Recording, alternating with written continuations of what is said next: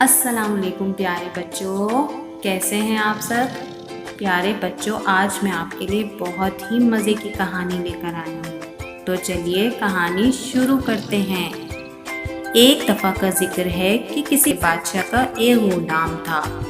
وہ غلام موقع پا کر بھاگ گیا۔ بادشاہ کو اس کے فرار ہونے پر بہت غصہ آیا۔ اس نے اس کی تلاش کا حکم دے دیا۔ بادشاہ کے آدمیوں نے بہت جلد پتہ لگا لیا کہ وہ کہاں ہے اور اسے گرفتار کر کے بادشاہ کے پاس لے آئے۔ اسی بادشاہ کا ایک وزیر بھی تھا جو بھاگے ہوئے غلام سے بہت ناراض رہتا تھا۔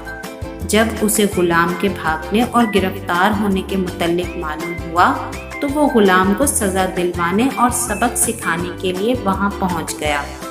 اس نے بادشاہ سے کہا کہ بادشاہ سلامت، اس غلام نے یہاں سے بھاگ کر سنگین جرم کیا ہے۔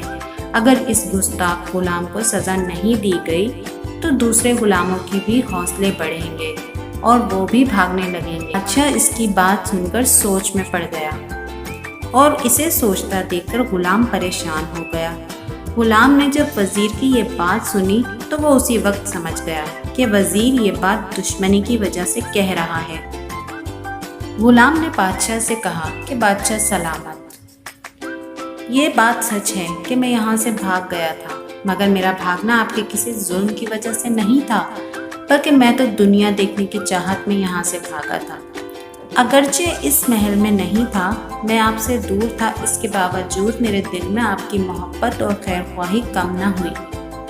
اور اگر آپ مجھے قتل ہی کرانا چاہتے ہیں تو پہلے اس کا کوئی جواز پیدا کریں کہ بلا وجہ میرا خون اپنے سر نہ لیں کہ قیامت کے دن اللہ تعالیٰ آپ سے میرے بارے میں پوچھیں گے تو آپ جواب نہ دے سکیں گے۔ بادشاہ نے کہا کہ میں جواز کیسے پیدا کروں؟ تو غلام نے فوراً کہا کہ اگر آپ اجازت دیں تو میں اس وزیر کو قتل کرنا چاہتا ہوں۔